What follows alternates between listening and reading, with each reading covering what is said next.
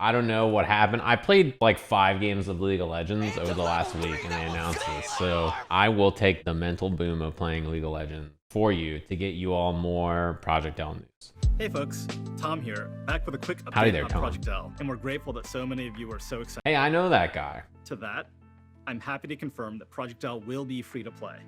This is, I mean, obviously, I think a lot of people expected this. So I will warn you, like if you've played a free-to-play game, you're probably like, uh-oh. The free-to-play games I've played from Riot, it's pretty easy to unlock the video game stuff. Like in Valorant, basically, every time like a new agent comes out, I don't buy them with currency. I just like play and unlock them in like 2 or 3 days. If it's like the monetization in their other games, it's probably very easy to unlock the gameplay stuff. And the expensive stuff is going to be like skins or like announcer packs, whatever you can buy that this game has, right? Our team is made up of fighting game veterans and folks who are passionate about serving the FGC. You know, when you say your team is made out of fighting game veterans, that's worrying because then you've never played a free-to-play game before. God, I'm just kidding. If we wouldn't like it, we won't do it. Also, It's just how it the goes. team has put together a blog post to give you a It's sneak really peek on cool. development of a new fighter in Project L, Illaoi the Kraken Priestess. I don't know if you've read through this chat. There's so much good stuff. This is just an example probably of what goes into making one character. You know, on the surface level, you're like, how do they choose who's going to be in the game? They're like, well, who would be cool? Slap her in. What does she do? She beats the shit out of you and she's got tentacle stuff. All right, she's tight. Anyway, next, like it's a little bit more complicated, right? I'm sure a lot of you, if you're Tekken fans, know who Unconquerable is, but like reading, hi, I'm Sean Unconquerable Rivera, like at the start of this is such a weird thing to just read all these years later. Our ultimate goal is to have a diverse and inclusive roster where everyone can find a champion that truly speaks to them. We were talking about this earlier, right? Like it's very difficult to decide how you choose the 10, 20, 30, 40, 50, etc. champs that are going to be in the game, especially to start when there's like 160 to choose from. There are a ton of considerations such as, but not limited to, fight fantasy theme, archetype, team synergy, race and ethnicity, personality, identity, size, etc. She's a big bruiser character with like a cool fighting style that I think naturally looks probably good for fighting games. And her lore is cool, and she plays a pretty big part in like the last big storyline thing they did, right? I'm sure there's a lot of champions that they have like cool ideas for, but finding like the right look or fighting style, does it step on the toes of a bunch of different stuff? Can we do something cool with it? Or is it just like, yeah, these are skills, but they just kind of look bland? It's very easy, I think, for like all the cool stuff you have in mind to either be hard to do or like maybe overlap too much with another character idea that you have that's already settled. And like, yeah, it's got to be rough. We want to make sure we've identified champions who can both improve our gameplay and be enhanced by being in our game. We want to elevate their fantasy. The Juggernaut should be beefier, Assassins more agile, and the Mages more powerful. If you think about League of Legends, what do the characters do? They have an auto attack, and then they have a passive, which does something for them, whether it's like in their core kit or attacks, or some passives are really noticeable and some are maybe just like on the back end. And then you have Q, W, E, and R, right? You have your 4 skills usually. In a fighting game, like, I mean, you can have more special moves or more things going on. Some characters like Dante has like 50 special moves or something in Marvel. You don't have to take all of their abilities, like their skills and their ult and everything, and put it in the video game, right? Like if you look at TFT or something, the way the units work is they attack, and when their mana bar gets full, they use like their big ult, their special ability. But like, it's not always the ultimate of the character from League of Legends. Sometimes it's like a passive, sometimes it's something brand new. But beyond that, they should feel true to who they are. We still want players who know and live these characters to see what they expect and give them a little more. Yeah, this is also why, if you've played Runeterra, there's people who are upset with how certain characters or cards are because they don't fit with like the feeling they evoke from League of Legends. So like, not only do you need to create a character that already exists, right? But then you have to create a feeling that evokes the same kind of power fantasy from the character that you expect into the new video game while fighting. Yeah, LeBlanc is like the biggest example, because like LeBlanc in League is like this tricky ranged mage who can like teleport around and duplicate her spells, and like she's like the super sick assassin with lots of outplay.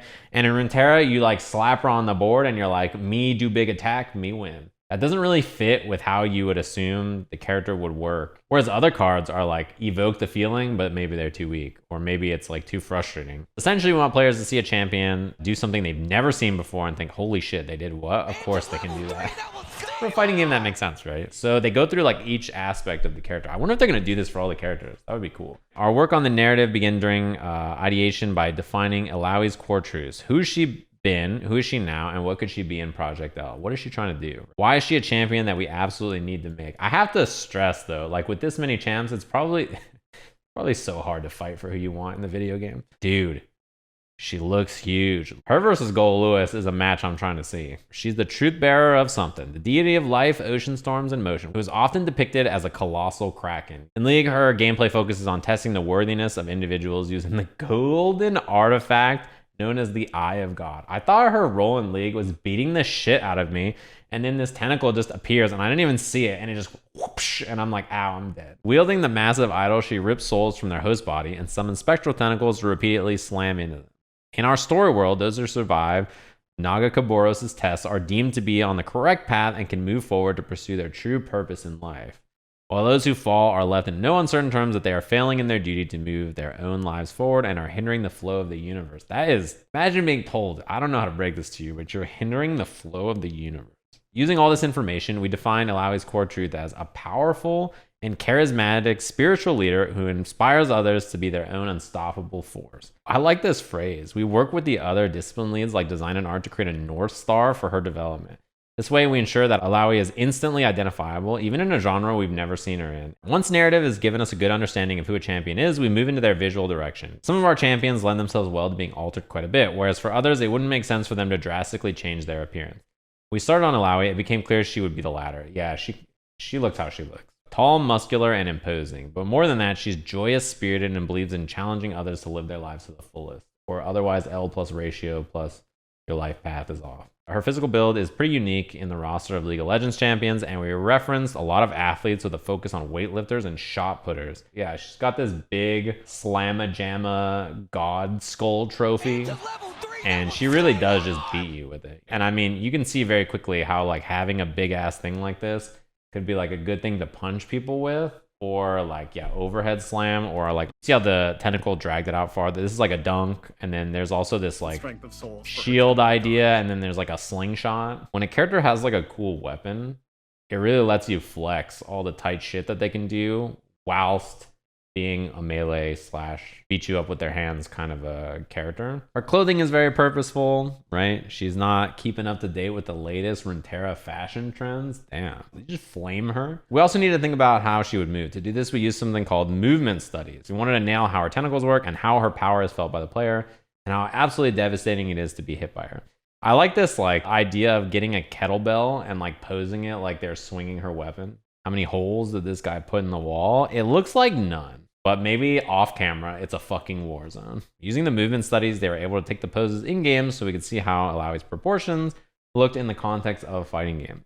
Once that's locked in, it's on to game design to figure out how the kit and how it's implemented in the game. I think the visuals and like the art and everything is cool, but yeah, I would just, I'm here to play the fight. Their functions is what people have said in the past. Riot Shyvana's time. I mained Illaoi. I mained Illaoi in top lane in League? Maybe it was jungle Shyvana. I get it. It's fine. It's okay. My name is Sajam, and I don't play Jam. PR Balrog playing Evil Ryu? Yeah. One of the main things we identified early was that she was going to be a big body. Hell yeah. Huge hurt box, massive hits, and slower movement with a simple to learn, hard to master kit. It makes sense she would hit with her own physical strength as opposed to hiding behind the power of a god or magical abilities. We also needed tentacles. Beyond empowering her attacks, it also gives her the strength to steal her opponent's soul. We decided that Illaoi would be the source of the power, and Nagakaboros would have her back. So it's like she is swinging that thing, and the god's like, all right, I'll give you a little juice. She's just fucking yoked because she's yoked, and that's why she can swing this, not because she's gaining strength from some other source. Using all this research, we developed goals and guardrails. I think this section is like one of the coolest things about this article, which help us determine what direction to go with our kit and what is venturing too far away from our core truth. The god is a constant looming threat. It's there in the character. It's got to be there. Slow, but always in motion, and she punishes those who are motionless. Imagining this means like, if you just sit still and she gets on top of you, you're gonna die. So either you need to be actively keeping her out or running from her. Overwhelming pressure. Once Illaoi puts the opponent in a position where they get hit or they need to block, she's relentless, forcing her opponent to make a move on her terms. Right, so again, if she gets in, it's like, well, GG's. The guardrails. Illaoi's physical strength is her main source of power, and her tentacles from her god are there to assist, not replace. Simple and straightforward. Illaoi's power fantasy comes from heavy semi-short hits, heavy long hits, and simultaneous staggered hits from tentacles, but not from the complexity of managing the state of many entities. This is where some people get lost about characters, and like it can be a source of frustration. Think about in Guilty Gear, Zato versus Giovanna, right? Where like Zato is a character who is built around Eddie, right? And he manages and controls Eddie. The character being alive is as important as him being alive, and it's a very complex, difficult character for that reason, right? And then there's Giovanna, where the dog is like her normals. The dog is just like a part of her character that's there on her, and it's not like running around doing stuff. Not everybody who has an attack that's like another entity has to be like a puppet character. The next sentence describes that too, right? Where it says she's not a puppet master. She shouldn't feel like she's ordering around her god. Any independently spawned tentacles should feel like gifts, not privileges. And then she's not a zoner. She doesn't want to keep away the opponents with the tentacle hits. She wants to create openings to allow her to leap in and deal damage herself. So these are like cool because it tells you like what kind of character they're looking to make. And like if something is like scraping against this idea, it's like, okay, this is not quite right. She should feel like she's slam dunking you, and then the tentacle hits you back into her, and then she fucking twists you into a ball and then like beats the shit out of you. When we felt confident about the goals and guardrails, we started to design and implement early prototypes, specials, and normals. The first version focused around Illaoi's ability to spawn tentacles at different ranges. While it was fun to play, this type of design made her feel more like a puppet master or zoner. The direction we've headed is to have the tentacle spawn a fixed distance away from her, and tentacles come out only when she successfully hits her opponent on hit or blocks. This small change has already made a huge difference in her gameplay and our playtest. Instead of summoning tentacles from far away and controlling them at will like a zoner, she now gets in her opponent's face, and when she does, there's also a tentacle slapping you around. One really strong image I had through developing her kit was that Illaoi should be able to hit an opponent into a tentacle, have them bounce back into her, and she should be able to clothesline them like she's a pro wrestler, and the tentacles of Nagakoburos are like wrestling. A lot of you in the chat were just like, oh shit, that's the character I'm going to play. You know what I mean? Just that idea alone is like, oh man. As for how we're doing overall, look out for another update from Tom before the end of the year. I'm surprised that this happened before EVO. I think a lot of us expected this game to have an update at EVO. But maybe instead they were like, hey, let's just do this before EVO, and we don't have to worry about doing it live at EVO and announcing stuff or having it happen during EVO. But a character like this, it's cool that they said, hey, we had like an idea and we tried it and it didn't work. So then we tried some new shit, and this is where we're at now. I think that's like a more realistic look at what the character design is like and what they're thinking about. Do you think we will see more at EVO, or is that copium? I would assume it's copium. My stance on this game is until they tell us anything about an announcement or the game being playable or anything, I just am like, oh, that game is going to be cool when it's out, and I don't think about it. Yeah, there's also not a name. It's still called Project L, when Valorant was called like Project A or whatever. And if the game is anything like all the other Riot games, they always like have a beta where people can try the video game, and then that beta just kind of like goes, and then after a while they're like, okay, now the game's out. Listen. That's true. We could swing Hanzo like a club. Like, you know when the Dark Souls characters run around naked? That'll be me at EVO. I'll just be running around in a loincloth, swinging Hanzo Gonzo as a weapon. Fast rolling. This is what the fighting game community is all about. That's just like, this is what EVO is like. It's just been like 3 years, so everybody forgot.